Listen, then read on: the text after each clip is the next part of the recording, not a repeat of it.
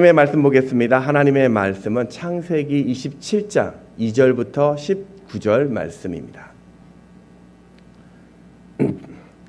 창세기 37장 2절부터 19절을 한 절씩 교독하겠습니다. 야곱의 족보는 이러하니라. 요셉이 17세 소년으로서 그들의 형들과 함께 양을 칠 때 그의 아버지의 아들들 비라와 실바의 아들들과 더불어 함께 있었더니 그가 그들의 잘못을 아버지에게 말하더라.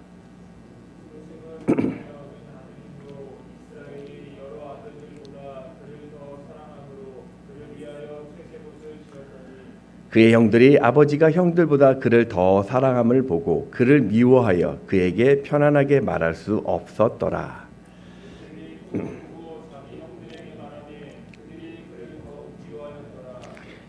요셉이 그들에게 이르되 청하건대 내가 꾼 꿈을 들으시오.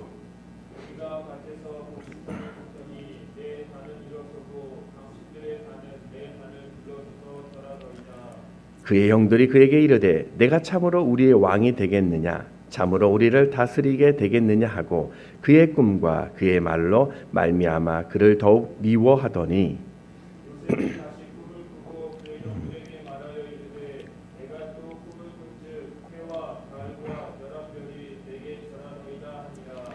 그가 그의 꿈을 아버지와 형들에게 말하매 아버지가 그를 꾸짖고 그에게 이르되 내가 꾼 꿈이 무엇이냐 나와 네 어머니와 네 형들이 참으로 가서 땅에 엎드려 내게 절하겠느냐.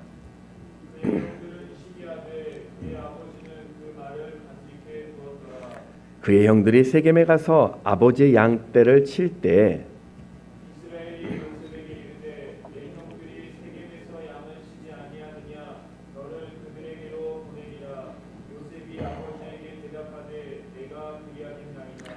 이스라엘이 그에게 이르되 가서 내 형들과 양떼가 다 잘했는지를 보고 돌아와 내게 말하라 하고 그를 헤브론 골짜기에서 보내니 그가 세겜으로 가니라.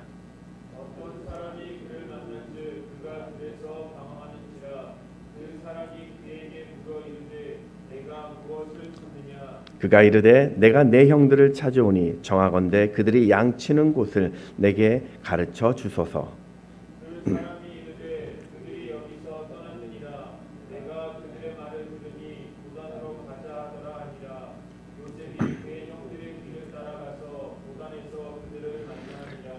요셉이 그들에게 가까이 오기 전에 그들이 요셉을 멀리서 보고 죽이기를 꾀하여 서로 이르되 꿈꾸는 자가 오는도다.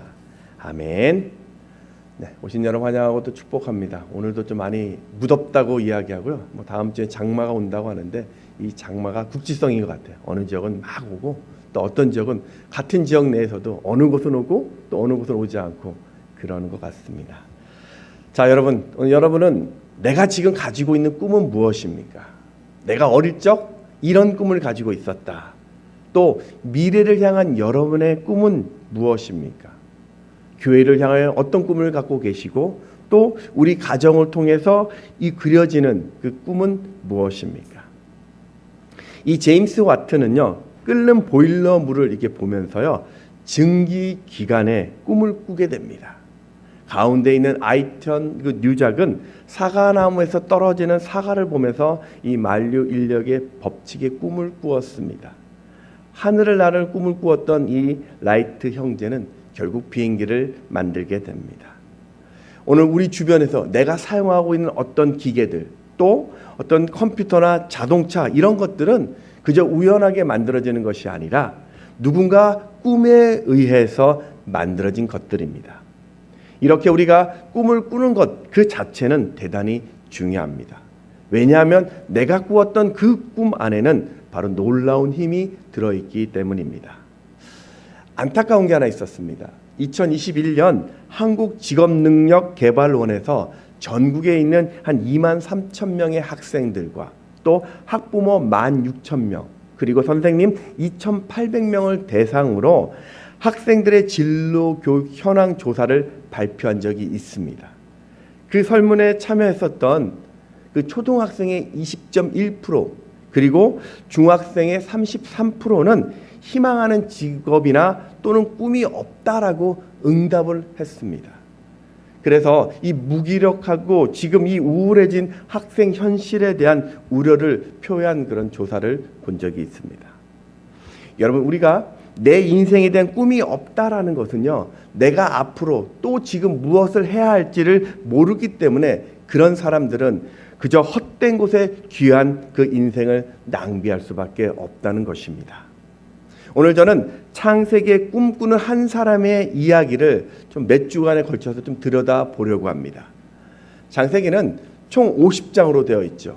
그래서 1장부터 11장까지는 이 세상 민족에 대한 기원을 이야기하고 있고요. 12장부터 50장은 아브라함과 그 자손으로 구원의 통로를 삼는 장면들이 그려져 있습니다.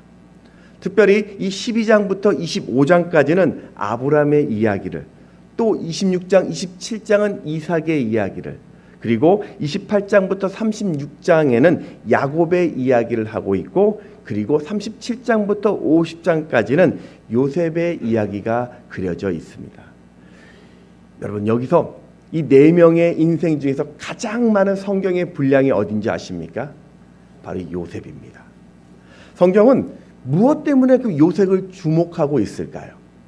고난과 이 시련 속에서 이 모든 것을 형통케 했던 그 사람, 아니면 용서와 화해를 통해서 이 모든 것을 회복시켜서 형제 사랑을 보여준 이 요셉, 어떤 악에도 굴복하지 않고 선을 이루어 가시는 하나님과 함께한 사람, 불확실한 그 운명 속에서도 성실하게 자신의 삶을 이뤄낸 어떤 한 사람, 이상적인 그 국가 운영을 보여줬던 지도자의 모습. 그런데요, 이 한 사람의 중심에는 꿈이 있었다라는 겁니다. 오늘 창세기 37장 2절 상반절에 보면 야곱의 족보는 이러하니라 요셉이 17세의 소년으로서 라고 시작을 하고 있습니다. 창세기가 이 요셉의 이야기를 할 때 보면요, 그 어릴 적 이야기는 다 생략해버리고 지금 이 17살 때부터 시작을 하고 있습니다. 왜 그럴까요? 그것은요, 17살 때 꾸었던 이 꿈 때문이었습니다. 꿈으로 시작한 이 인생, 그 꿈 때문에 어려움을 겪기도 했지만 다시 꿈으로 극복하며 한마디로 이 요셉의 인생은 꿈꾸는 자다라고 말할 수 있는 것입니다. 오늘 본문도 보면요, 이 꿈이라는 단어가 무려 9번이나 나오고 있습니다. 인간이 꾸는 꿈은요, 세 종류가 있습니다. 여러분은 어떤 꿈을 꾸십니까? 첫 번째 꿈은 이런 겁니다. 잠잘 때 꾸는 육체적인 꿈이요, 흔히 전문 용어로 개꿈이라고 이야기합니다. 두 번째 꿈은요, 내가 하고 싶은 인생의 목표나 이상을 말하는 꿈이 있습니다. 흔히 우리 이것을요, 야망이라고 이야기하고 있고요. 세 번째 꿈은 하나님이 내 마음에 심어주시는 미래에 대한 계획입니다. 이것을 다른 말로 비전, 소명이라고도 이야기합니다. 오늘 성경에 나와 있는 요셉의 꿈은 바로 이 세 번째를 이야기하는 것이죠. 소명이란 책의 저자였던 기독교 변증가였던 오스기니스는 꿈을 이렇게 정의합니다. 하나님이 우리를 부르셨기 때문에 그 은혜에 내가 응답해서 우리의 존재의 모습으로, 우리의 행위로, 우리의 소유로 내가 헌신하고 역동적으로 섬기게 하는 진리, 그게 꿈, 그게 소명이다라고 이야기를 합니다. 성경이 요셉을 주목한 것은요, 그의 어떤 개인적인 능력이나 어떤 성공이나 업적 때문이 아니라 하나님이 주신 그 꿈을 위해 살았기 때문입니다. 여러분, 하나님은요, 오늘 이 요셉처럼요, 우리에게도 크고 작은 꿈을 주시면서 그 꿈을 통해서 여러분의 인생에 이야기하고 싶은 하나님의 이야기가 있다라는 것이에요. 이럴 때 우리는 어떤 분 이렇게 이야기합니다. 아우, 저는요, 아닌 것 같아요. 나이가 들어서요. 아니면은요, 건강하지 못해서요. 가진 것이 없어서라고 말하는 분도 계세요. 근데 여러분, 그렇지 않습니다. 보십시오. 하나님은요, 75세 때 아브라함을 부르셔서 복의 근원이 되는 꿈을 주셨어요. 아무것도 없었던 80세의 그 모세를 부르셔서 민족 해방의 꿈을 주셨어요. 갈렙은 85세 때 가나안 정복의 꿈을 이루게 하신 것처럼 지금 여러분의 인생 속에서도 하나님은 창세기의 요셉을 보길 원하신다는 겁니다. 그러니 오늘 요셉의 인생을 꼼꼼하게 여러분 들여다보시면서 포기하지 마시고요. 단정 짓지 마시고요. 한 걸음씩 더 하나님께 나아가는 여러분 되시기를 주의 이름으로 축원합니다. 우리 옆에 계신 분들 한번 이렇게 한번 인사했으면 좋겠습니다. 꿈은 이루어집니다. 네, 축복해 주십시오. 하나님이 주신 꿈은요 반드시 이루어집니다. 네. 이 요셉은요 아버지 이삭이 노년이었을 때 11번째 낳은 아들입니다. 성경학자는 이때 그 야곱의 나이를요 대략 한 90세, 91세로 추정하고 있어요. 야곱에게는 4명의 이 부인이 있었습니다. 첫 번째 부인이 누군지 아십니까? 레아. 두 번째가 부인이 라헬. 그리고 네 번째는 그 몸종이었던 실바나 빌하를 통해서도 역시 야곱의 부인이 되었습니다.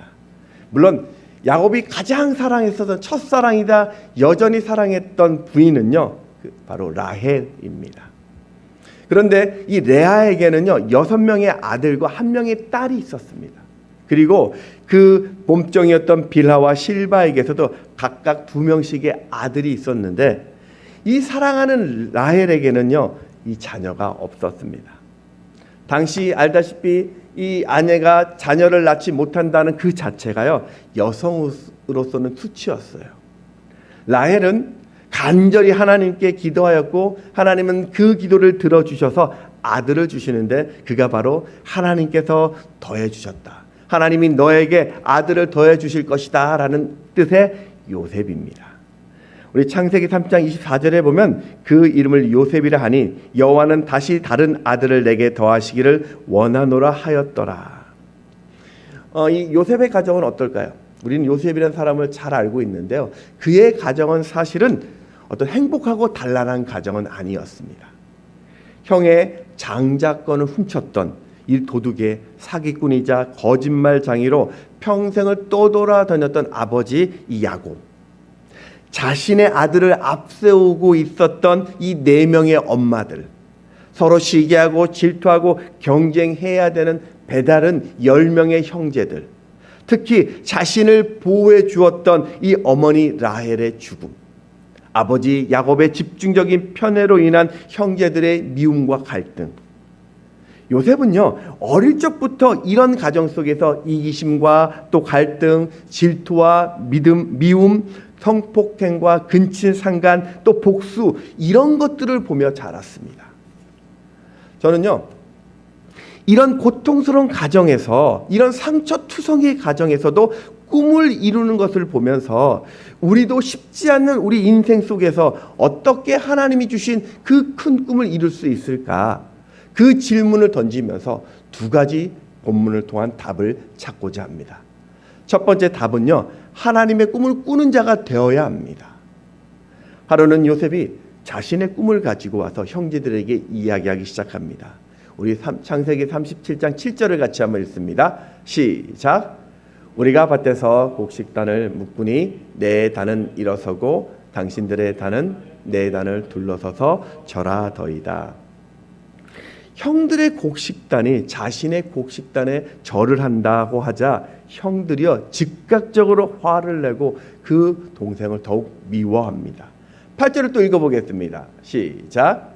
그의 형들이 그에게 이르되 내가 참으로 우리의 왕이 되겠느냐, 참으로 우리를 다스리게 되겠느냐고 그의 꿈과 그의 말로 말미암아 그를 더욱 미워하더니.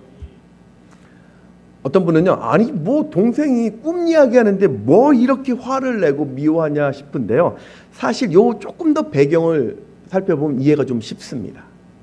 우리 창세기 37장 6절에 보면 요셉이 그들에게 이르되 청하건대 내가 꾼 꿈을 들으시오라고 이야기하죠. 여기서 청하건대라는 이 뜻이요, 원어적 의미를 해석해 보면요, 제발 내 말 좀 들어줘라고 애걸복걸하는 모습입니다. 또 7절에 보면요, 한글 성경에는 해석이 빠져 있는데요, 힘내라는 단어 해석이 있습니다. 힘내가 무슨 뜻이냐면요, 영어로 behold라는 뜻입니다. 보다라는 뜻입니다. 근데 이 보다라는 것은요, 어떤 뜻을 강조하기 위해서 하는 추임새 같은 말입니다. 아, 그러니까 좀 봐봐, 내가 말하는 거야, 내 말 좀 들어봐, 뭐 이런 의미라고 해석하는데, 그 단어가요 7절에는 무려 3번이나 나와 있습니다. 제가 그것을 살려서 한번 이야기해 보겠습니다. 이런 뜻입니다. 형님들 바쁘지만 제발 내 말 좀 들어주십시오. 제 꿈 좀 들어봐 주십시오. 아 글쎄 내가 보니까 우리가 밭에서 곡식단을 묶고 있는데 내가 보니까 내 곡식단이 우뚝 서 있는 거예요. 아니 글쎄 내가 보니까요 형들의 곡식단이 내게 절을 하고 있는 꿈을 꾸었어요. 어떻습니까? 여러분 이 꿈의 의미는요 요셉이 형들 위해 군림하겠다 그런 꿈입니다. 형들의 입장에서는 보면요 요셉의 이런 꿈도 되게 황당하겠지만요 제발 봐달라면서 신나서 그렇게 자기 자랑하는 이 요셉을 볼 때 어떨까요? 정말 재수없는 모습입니다. 그렇죠? 우리 주변에도 이런 사람이 꼭 있어요. 그럴 때 쓰는 말이 있습니다. 저 사람은 매를 버는구나. 이런 표현을 쓸 때가 있습니다. 정상적인 형제 관계라면 그런 동생 뭐 그럴 수 있겠지라고 이해하고 또 격려하겠지만 지금의 관계는 그렇지 않다라는 겁니다. 자, 2절을 같이 한번 더 읽어보겠습니다. 시작. 요셉은 노년 야곱 다시입니다. 시작.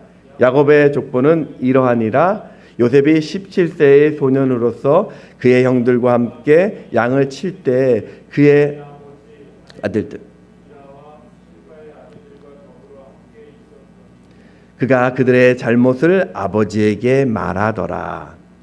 지금 요셉은 17살 때 누구와 있었냐면요 빌하와 실바의 자식들 그러니까 이 야곱의 서자들과 있었어요.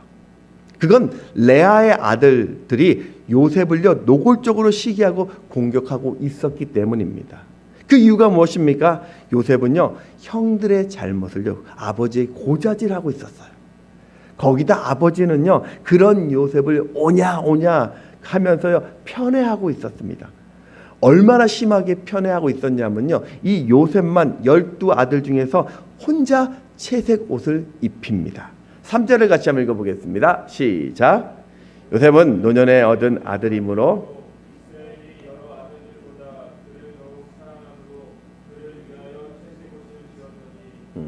어떤 분은 노년의 아들을 낳았기 때문에 라고 이야기하는데요 요셉 밑에 또 베냐민도 있어요. 베냐민을 입혀야죠. 그 뜻은 아닐 것입니다.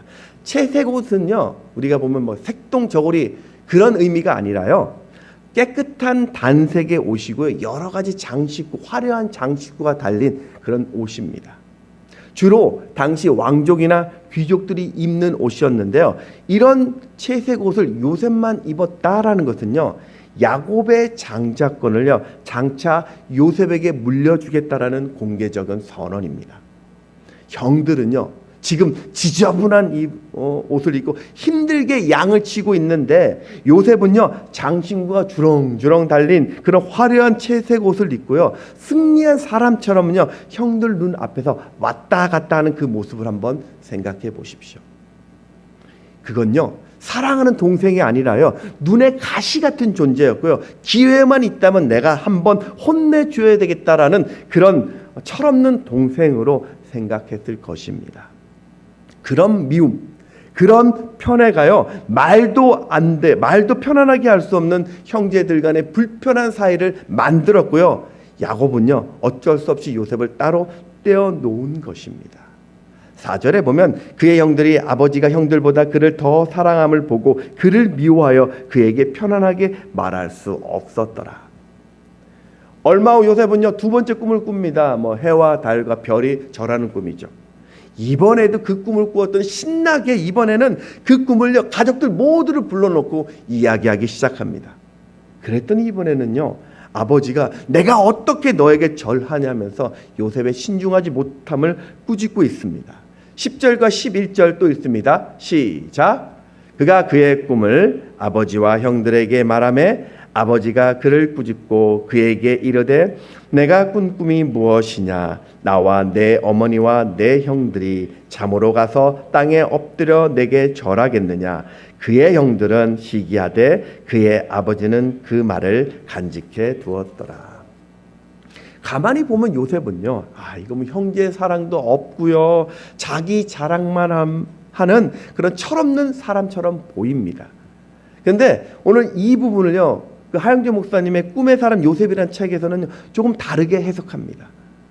그분은요, 요셉이 형제들이나 아버지에게 이렇게 꿈을 이야기할 수밖에 없었던 것은 무슨 자기 자랑이나 무례한 모습이 아니라 방법은 비록 좀 서툴었지만 꿈을 말하지 않고서는 견딜 수 없었기 때문이라고 이야기합니다. 그러니까 무슨 말이냐, 하나님의 생각을 품은 자는요 마음에 숨겨둘 수 없다라는 겁니다. 여러분, 계란은요 두 가지 종류가 있다고 합니다. 저 계란을 보면 유정란과 무정란이라는 게 있습니다. 전 계란을 잘 모르게 똑같은 계란이다 했더니 그게 아니더라고요. 이 유정란은요 같은 계란인데 암탉이 품으면 한 21일 지나면 병아리가 되는 것을 유정란이라고 합니다. 그리고 무정란이 있습니다. 무정란은 아무리 닭이 품고 온도를 맞춰줘도요 병아리는커녕 이 계란이 썩게 되더라고요.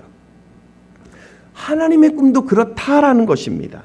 하나님이 주신 꿈에는요 이 생명이 있기 때문에 말할 수밖에 없다라는 겁니다. 주신 그 꿈을요 이 요셉은요 새롭게 그를 꿈틀꿈틀거리게 만든 것이 그 꿈이라는 거예요. 그 꿈은요 미래를 창조하는 능력이 되기 때문에요 나를 가만히 두지 않고요 꿈을 향하여 우리를 움직이게 만듭니다. 그래서 우리는 꿈꾸는 자가 행복하다라고 이야기하는 것입니다. 지금 당장은 내 눈에 보이지 않는다 할지라도 내가 바라보는 그 목표가 있기 때문에 이루어질 그 날이 오기 때문에 꿈꾸는 자는 오늘도 행복한 것입니다. 그 디즈니의 창시자 월트 디즈니라는 분 있죠. 이분이 바로 만든 게 미키마우스 그린 어떤 애니메이션 그린 사람인데요. 이 사람은 이제 그 신데렐라, 백설공주, 인어공주, 라이언킹, 겨울왕국을 제작한 이 월트 디즈니 컴퍼니의 창업자입니다. 1971년 그 플로리다에 가보면 세계 최대 테마파크인 디즈니 월드가 있습니다. 그때 개장했을 때 아쉽게도 그 기획자였던 월트 디즈니는요 죽고 없었어요. 개막식 때 가족들이 대신 가서 이제 연설을 하게 되었는데 한 사람이 그 연설을 듣고 이야기하는 겁니다. 디즈니 씨가 살아있었다면 좋았을 텐데 이런 것들을 다 보면 얼마나 좋았을까라고 그 가족들한테 얘기했대요. 그랬더니 가족 중 한 분이요, 그러니까 자녀인 것 같아요. 아닙니다. 당신이 지금 보고 있는 이 디즈니 월드는요 우리 아버지 월트 디즈니가 이미 꿈을 가지고 미리 보았기 때문에 지금 이렇게 만들어진 것입니다. 여러분, 요셉도 17살 때의 그 꿈을 평생 놓치지 않았습니다. 어려운 순간이 올 때에도요 그는 이 꿈을 잃어버리지 않았습니다. 그리고 결국 그 꿈은 요셉이 애굽 총리가 되고 이후 이스라엘 민족을 세우는 중요한 그 역사가 되어집니다. 사랑하는 여러분, 여러분에게는 정말 내가 말하지 않으면 견딜 수 없는 하나님이 주신 꿈이 있습니까? 어릴 적도 좋습니다. 내가 언제 이런 때 하나님이 내게 주셨던 이 꿈을 내가 기억하고 계십니까?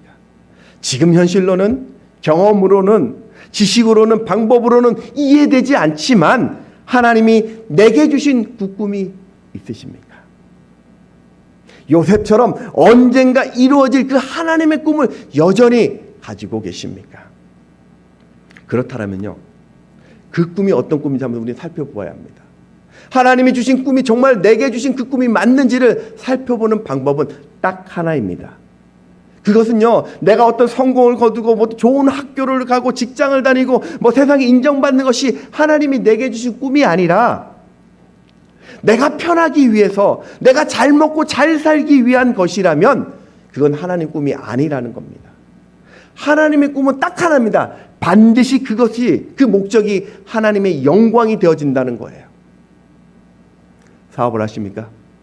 그 사업을 통해서 내가 하나님의 도구가 되는 것이 하나님이 내게 주신 꿈입니다. 직장을 다니십니까? 내가 하고 있는 그 자리에서 거뜬히 하나님의 이름을 드러내는 것, 그것이 하나님의 꿈입니다. 가정을 섬기고 계십니까? 나를 통해서 사랑하는 내 가족이 주님을 찬양하게 하는 것, 그것이 하나님이 오늘 우리 가정을 주신 하나님의 꿈입니다. 학생이십니까? 내가 공부하고 내 실력이 하나님의 이름을 드러내도록 준비하는 것, 그게 하나님이 주신 꿈인 거예요. 여러분, 하나님은요 우리를 향한 그 꿈을 가지고 계세요. 그리고 하나님을 경외하면서 우리는 그 꿈을 오늘도 찾으셔야 합니다. 크던 작던 여러분이 기도하심으로 내 인생에 향한 그 꿈을요 선포하시기 바랍니다. 하나님은요 반드시 여러분이 주셨던 그 꿈을요 능히 이루어 가실 것입니다. 두 번째는요 꿈은요 순종을 통해서 이루어지는 것입니다. 야곱의 가족은 이 목축업, 양을 치는 것이 어떤 생업이었습니다. 그래서 늙은 아버지 대신에 이 자녀들이 그 양떼를 쳤습니다. 어느 날 아버지 야곱은 요셉에게 세겜 땅에 가서 양치고 있는 형들을 좀 보고 오라고 이야기합니다. 오늘 12절 13절을 같이 한번 읽어볼까요? 시작. 그의 형들이 세겜에 가서 아버지의 양떼를 칠 때 이스라엘이 요셉에게 이르되 내 형들이 세겜에서 양을 치지 아니하느냐 너를 그들에게로 보내리라. 요셉이 아버지에게 대답하되 내가 그리 하겠나이다. 여러분이 헤브론에서 세겜까지 거리는요 지도를 한번 띄워주시겠습니까? 써있죠. 한 80km 정도. 보통 사람들이면 한 3일 4일 정도 걸어가야 되는 거리고요. 또 양에게 풀을 먹이면서 이동했다라면 최소한 일주일 이상의 시간이 소요되는 곳입니다. 왜 이렇게 집에서 멀리까지 가서 양들에게 풀을 먹이냐면요 바로 이때가 건기였기 때문입니다. 건기가 되면 이스라엘은요 비가 아예 오지 않습니다. 그래서 남쪽부터 풀이요 점점점 메말라가죠. 때문에 양떼들에게 풀을 먹이기 위해서는요 북쪽으로 이동할 수밖에 없습니다. 요셉의 형들이 양떼를 몰고 이 세겜까지 갔다라는 것은요 아마도 집을 떠난 지 꽤 오랜 시간이 되었다라는 이야기입니다. 그런데 이 야곱에게 아버지 야곱에게 세겜은 어떤 곳입니까? 과거 자신의 딸이었던 디나가 바로 여기 이 세겜 땅의 추장 그 아들에게 성폭행을 당했던 것이고 그것 때문에 이 자신의 아들들이 세겜의 남자들을 모략으로 바로 다 죽인 곳이 바로 그 땅이었기 때문에 혹시라도 하는 그 불안한 마음, 어려움을 당할까 하는 마음에 걱정으로 지금 요셉을 그 땅에 보낸 것입니다. 요셉은 지금 위험하고 어려운 일을 맡았을 때 그의 대답은 무엇이었냐면 예스였습니다. 내가 그리 하겠습니다 라고 답합니다. 그리고 답만한 게 아니라 즉각적으로 세겜 땅으로 떠나게 됩니다. 생각해 보십시오. 요셉은요 형들이 자신을 싫어하는 것을 알고 있어요. 서로 관계가 안 좋다는 걸 알고 있는 형제들입니다. 요셉은요 그 거리가 3일 4일을 쉬지 않고 걸어야 될 먼 거리라는 것을 알고 있습니다. 그리고 그 먼 거리를 지금 혼자 가야 되는 무섭고 외로운 길이라는 것도요 알고 있었어요. 그래도 요셉은요 아버지 야곱의 말에 따지지 않아요. 그냥 심플하게 순종해 버립니다.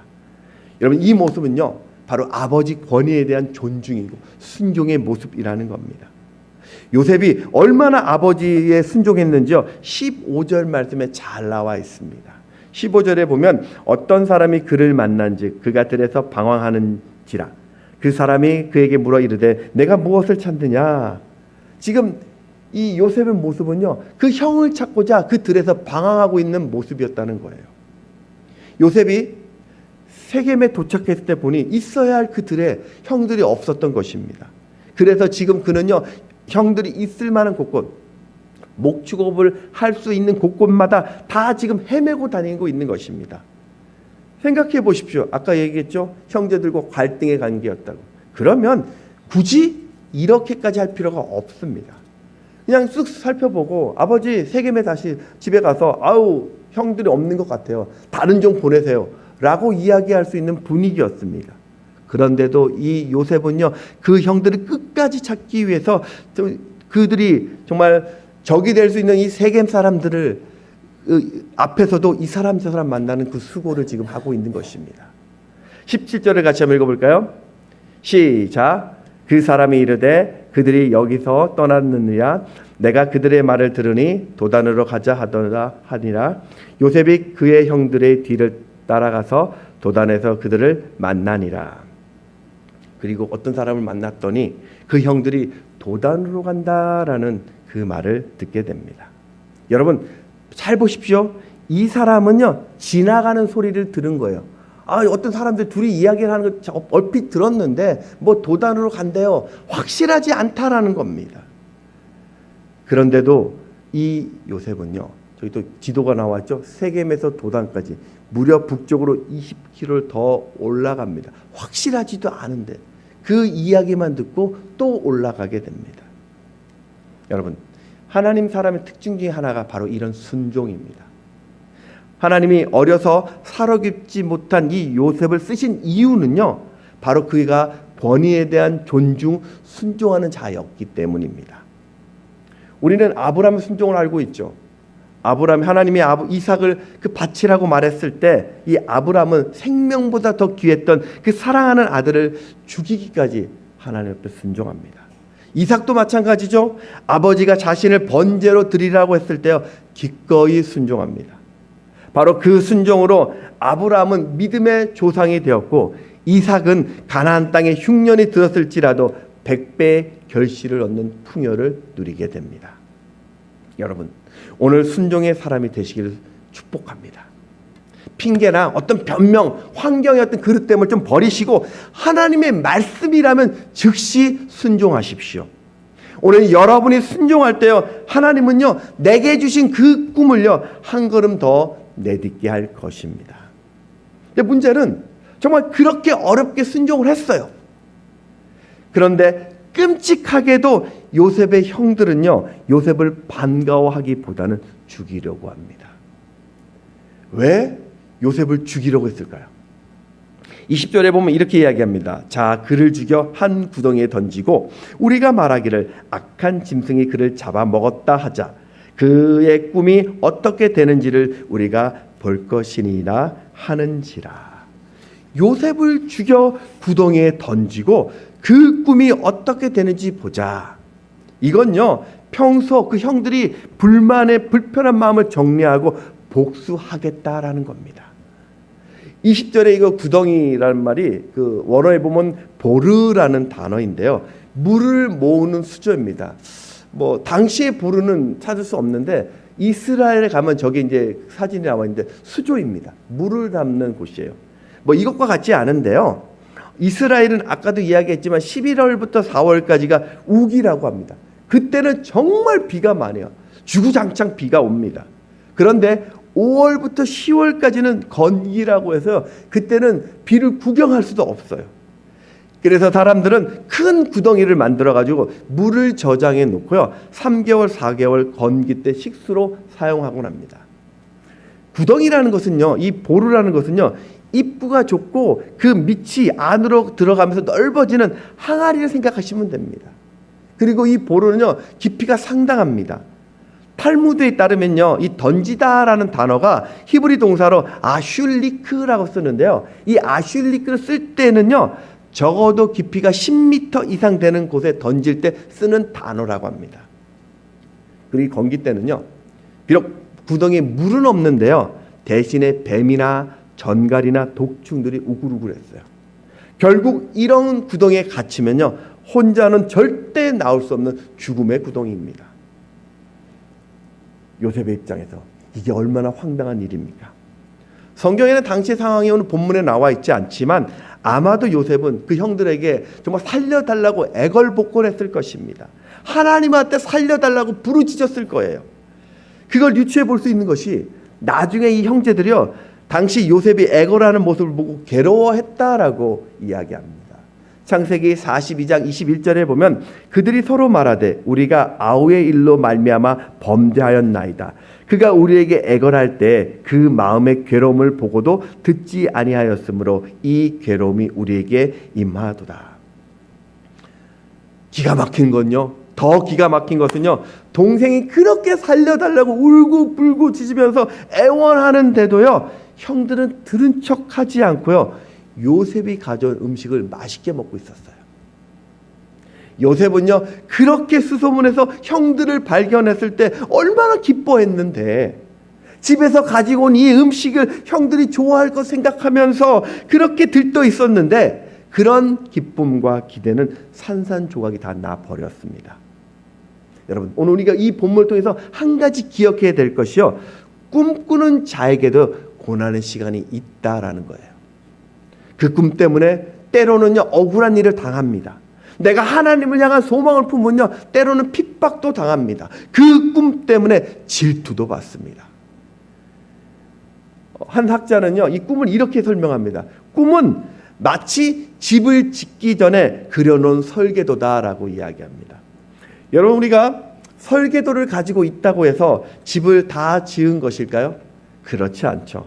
집을 지으려면 그 설계도를 보고 뜨거운 햇빛 아래서 땅을 파고 기초를 세우고 벽돌을 쌓는 이 고통의 시간들이 꼭 있어야 됩니다. 꿈도 마찬가지입니다. 고난의 눈물을 먹어야 자라는 게 꿈입니다. 하나님의 꿈은요 기도의 눈물을 먹어야 합니다. 모세는요 자신의 동족을 살리는 꿈 때문에 미디야 광야에서 도망자로 40년의 시간을 보냅니다.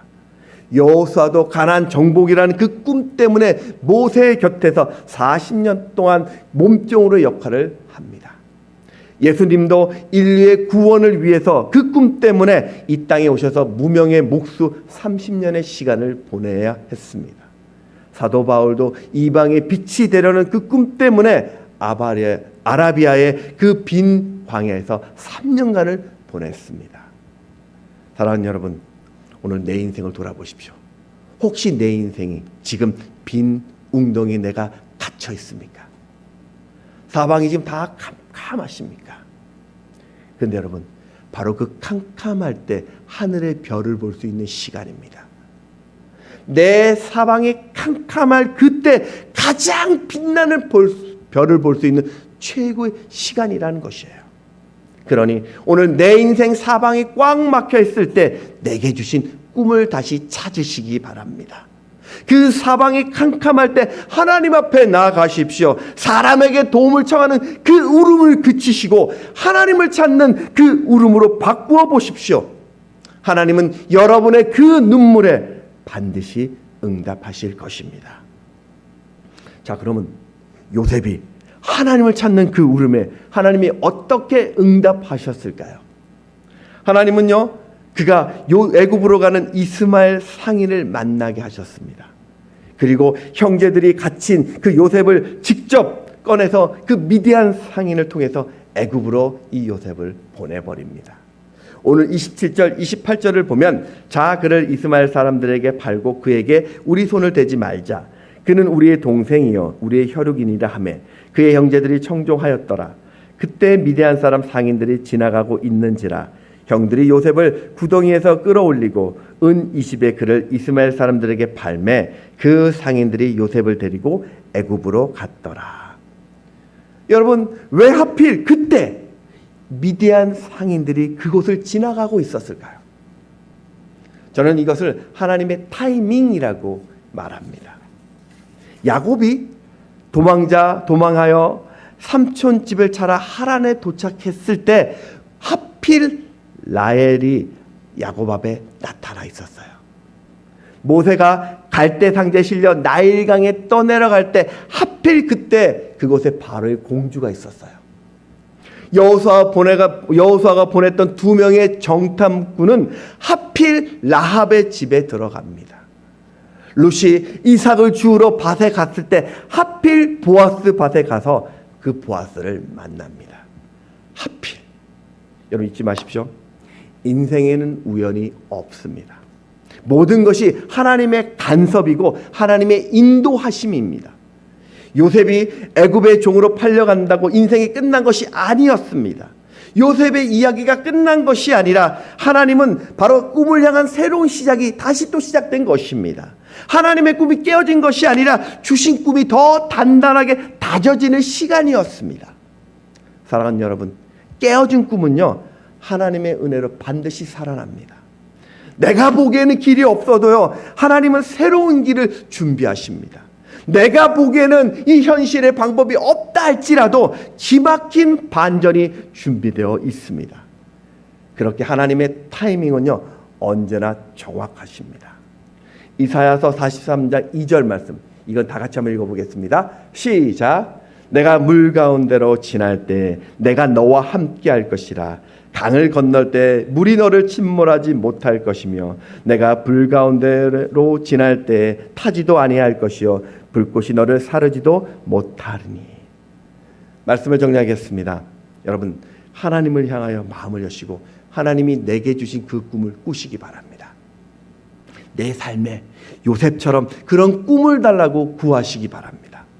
그렇게 여러분이 서 있는 그 자리마다 믿음으로 꿈을 말하시고 또 믿음으로 꿈을 전하는 자 되십시오. 나아가서 꿈에 대한 대가를 거뜬히 지불하십시오. 꿈을 가졌다고 해서 그 꿈이 저절로 이루어지는 것이 아닙니다. 인생에 장애물이 오더라도 모든 그 꿈이 깨어진 것 같아 보인다 할지라도 하나님의 기막힌 타이밍이 있다라는 것을 기억하시며 여러분 끝까지 그 순종의 자리를 지키시기 바랍니다. 여러분을 향한 꿈은요 중단되지 않았습니다. 그러니 누가 뭐래도 여러분의 꿈은 반드시 이루실 그 하나님 앞에서 오늘도 하나님을 찬양하며 그 하나님과 함께 하나님의 산소망 되심을 믿고 나아가는 오늘 이 하루 되시길, 또 여러분의 인생 되시기를 주의 이름으로 축원합니다. 아멘.